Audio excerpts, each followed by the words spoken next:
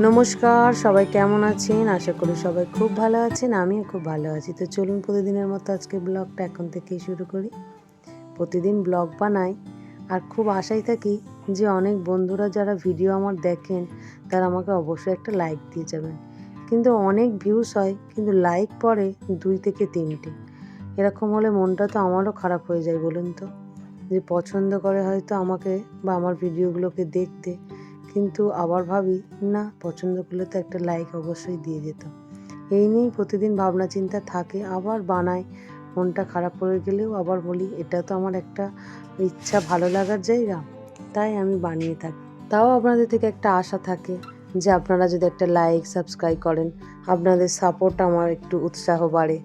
তাই সেই কারণেই বললাম আর কি, প্লিজ একটা লাইক দিয়ে যাবেন। তো যাই হোক, চলুন আজকে সকাল সকাল আমি রান্না তো আমার জানেন যুদ্ধ শুরু সকালবেলা। যতক্ষণ আমার হাতে ফোনটা আমার আছে ততক্ষণ আমি একটু সকালে রান্নার ভিডিও দেখাবার চেষ্টা করি। আজকে একটু পিরিম শাকের চচ্চড়ি বানাবো, তাও শুধু বেগুন দিয়ে, আর কিছু দেবো না এর মধ্যে, মানে আলু দেবো না, পেঁয়াজ কলি দিয়ে আর এটা বানাবো। আজকে ডিমের তরকারি আর ভাত হবে, সাথে একটু কুমড়ো ভাজা করার খুব ইচ্ছা আছে, আর আমি একটু ডাল সিদ্ধ দিয়েছি। গতকাল মাছ এনেছিল আর ওর বাবা, সেই মাছটা তো কালকেই হয়ে গেছে, আর এই সপ্তাহে চিকেন খেতে একদমই মন চাইছে না। তো সেই কারণেই আজকে একটু ডাল ভাতেরই খেতে মানে মন চাইছে, তাই ডাল ভাতই হচ্ছে। তো জানি না কি কপালে আছে, দুপুরবেলা কি জোটে সেটুকুই জোটাবো, ব্যাস আপাতত বানাতে হবে, বানিয়ে ফেললাম। সকালবেলার এই তাড়াহুড়োর মধ্যে কিন্তু রান্নাটা হয়ে যায়, একদিকে বেশ সুবিধে আমার। সারা দিনটা এখন শীতের রোদে চুপটি করে বসে থাকা, তার মধ্যে টুকটাক টক ঝাল মিষ্টি এসব খাবার মুখে লেগেই থাকে আর চলতেই থাকে। তো এইসব করেই দিনটা কাটছে মোটামুটি। তারপরে কিন্তু বিকালটা যখনই হয় আর কিছুই আমার ভালো লাগে না। এইভাবে কেন যে এরকম মানে লাগে, শরীরটা তখন আর একদম দিতেই চায় না। তাও তো করতেই হয় বলুন। বিকালে আছে সন্ধ্যা দেখানো, তারপরে আছে সন্ধ্যার খাবার করা। যদিও এক একদিন আপনারা দেখেছেন আরুর বাবা আমাকে অনেকটা হেল্প করে, তাও যেন প্রতিদিন সেই মানুষটা কাজ থেকে ফেরার পরে বলতেও কেমন লাগে জানেন, যে করে খাও। তাও আমি নিজে নিজে কিছুটা মানে যেদিনকে যেমন পারি সেদিনকে তেমনভাবে কিছুটা কাজ এগিয়ে রাখি। প্রতিদিন তো হয় না, কিন্তু খাওয়া তো প্রতিদিনের বলুন। আর এই সময় কতই বা কিনে খাবো, আর কিনে খাবার খাওয়া তো ভালো না। তাই কতটা মানে যতটা বানাতে পারবো ততটাই খেতে পারবো। তাও এখন আরই অনেক সাহায্য করে, তবে ও তো তেমন কিছু বানাতে পারে না, ম্যাগি চাউমিন ছাড়া। কিন্তু ওগুলো কি রোজ খাওয়া ঠিক, বা রোজ খেতে কি ভালো লাগে কারোর? এবার আমার তো মনে হয় দুটো মুড়ি হলেই হয়ে যাবে, কিন্তু ওর বাবার একদমই সেটা পছন্দ না। মুড়ি খেতে পছন্দ করলেও তার সাথে মনে হয় দুটো রুটি ঠিক আছে। তবে এক একদিন তো মুড়ি তো খেতেই হয় শুধু, কি করা যাবে। কিন্তু মুড়ির সাথেও তো কিছু তরকারি লাগে, আর সেটাও তো আমাদেরকে বানাতে হয়। তো চলুন, আজকের তো যা রান্না হচ্ছে সেটা আর রাতের জন্য কিছু থাকবে না। সত্যি গতকালও তাই হয়েছে জানেন। চিকেনটা হলে দুবেলার আর রান্নার চিন্তা থাকে না, কিন্তু যেহেতু মাছ হয়েছিল তাই দুবেলা রান্নার একটা চিন্তা থেকে যায় রাতে কি খাওয়া হবে।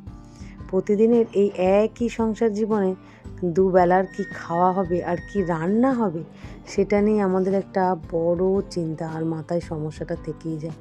প্রতিটা মেয়ের বা প্রতিটা সংসারেই তাই। আর ওদেরকে কিছু জিজ্ঞাসা করলেই যে কি খাবে, ওরা বলে দেয় যা হোক একটা বানাও। কিন্তু যা হোকটা কী যে বানায়, হয়তো ফ্রিজে অনেক সবজি আছে কিন্তু সেই সবজিটা দিয়ে কী বানাবো সেটাই ভেবে উঠতে পারি না। যাই হোক, এরমভাবেই চলছে দিন। আর ওইকে আজকে বললাম একটু জুতোগুলো পরিষ্কার করতে, তাই ও জুতোগুলো পরিষ্কার করছে, আর আমি এখন এই বাসনগুলো তুলতে এসেছি। সকালে কাকিমা ঘর দাবা মুছে আর বাসনটা মেজে দিয়ে গিয়েছিলাম। চিনি, ও চিনি, চিনি,